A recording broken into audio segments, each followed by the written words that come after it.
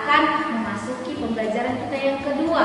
Kalau kemarin kita sudah belajar tentang bagaimana cara untuk menjaga kesehatan dan kebersihan di lingkungan rumah dan sekolah. Sekarang tempat apa saja sih yang harus kita jaga dan bagaimana cara untuk menjaganya? Nah, hari ini tema pembahasan kita adalah caring environment.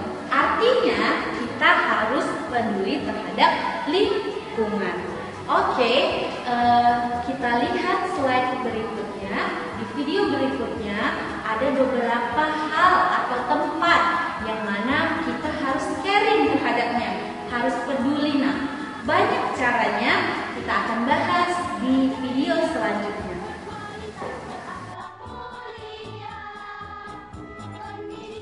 Oke, student, ayo kita lihat. Yang pertama itu tentang caring environment atau peduli terhadap lingkungan. Oke, kita bahas dulu caring for your yard. Jadi peduli terhadap taman yang ada di rumah. Oke, cara pertama adalah picking up the rubbish ya. Jadi kalau ada sampah di rumah, diambil, dibuang ke tempat sampah. Next, throwing rubbish into waste bin, lalu buang sampahnya ke tempat sampah. Oke, good.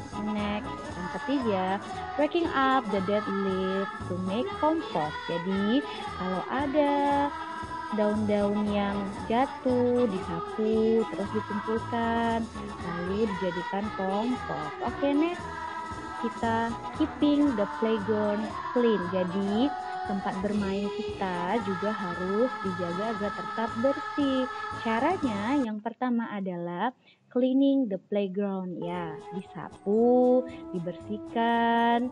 Oke, yang kedua, don't damage the equipment. Jadi kalau kita bermain di taman bermain, jangan rusak alat-alat atau permainan yang ada di sana ya.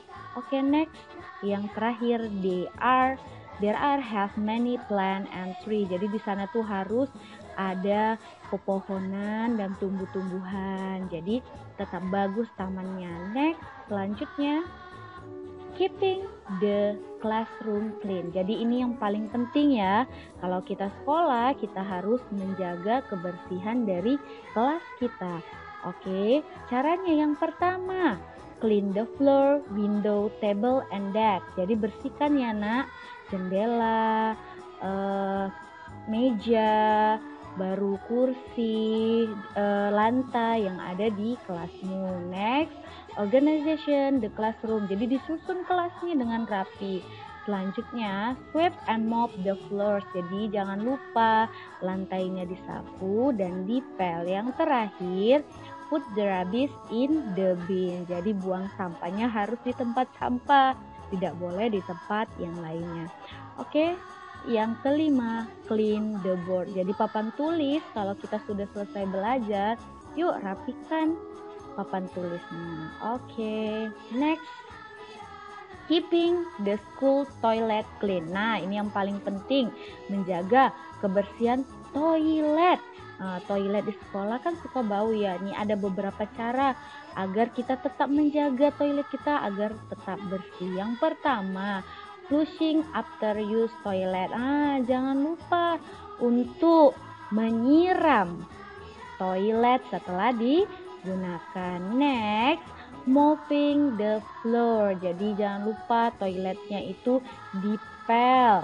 Nah, yang terakhir, throwing our rubbish into waste bin. Lagi-lagi harus buang sampah di tempatnya atau di tempat sampah, tidak boleh di tempat yang lain. Oke, yang keempat, clean the toilet with bleach. Jadi dibersihkan toiletnya pakai pembersih toilet. Oke, selanjutnya, keeping clean the school canteen. Nah, kantin tempat kita makan itu juga harus dijaga kebersihannya. Yang pertama caranya adalah clean the table after eat. Jadi bersihkan mejanya setelah kita makan. Oke, yang kedua, keeping the floor clean. Nah, ketika kita makan, nak, jangan sampai sampah-sampah berjatuhan ke lantai. Yang ketiga, throwing the rubbish in the waste bin. Jadi buang sampah harus di tempat sampah lagi.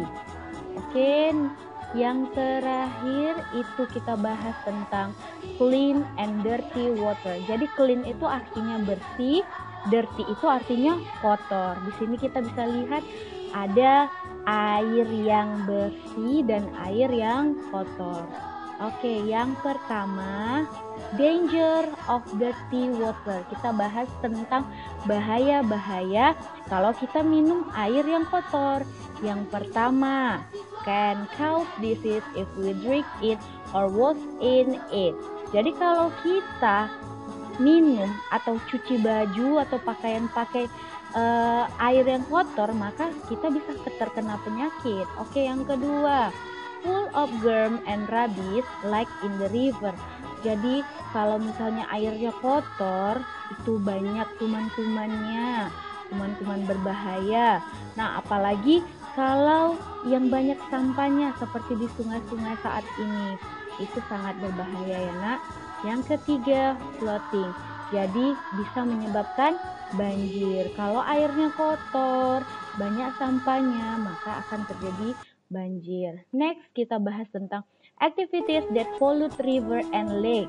Jadi ini adalah aktivitas yang dibuat oleh manusia yang bisa mempolusi sungai dan danau. Yang pertama, washing clothes. Jadi nggak boleh ya nak kita mencuci baju di sungai atau di danau, tidak boleh. Yang kedua, bath, mandi, apalagi mandinya pakai sabun atau sampo, itu bisa mempolusi sungai dan juga danau. Yang ketiga, membuang sampah. Nah ini dia, membuang sampah di sungai itu tidak boleh. Oke.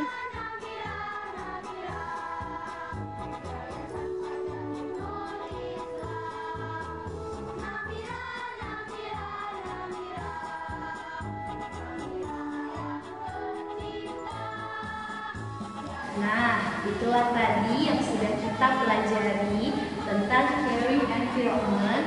Ada banyak environment atau lingkungan yang harus tetap kita jaga. Nah, juga tadi kita sudah belajar tentang dirty and clean water, tentang air yang kotor dan air yang bersih. Juga ada manfaatnya apa, terus apa penyebab dari air itu jadi dirty, terus manfaat dari air dan sebagainya. Oke, dengan video tadi Miss berharap kalian semua dapat mengerti.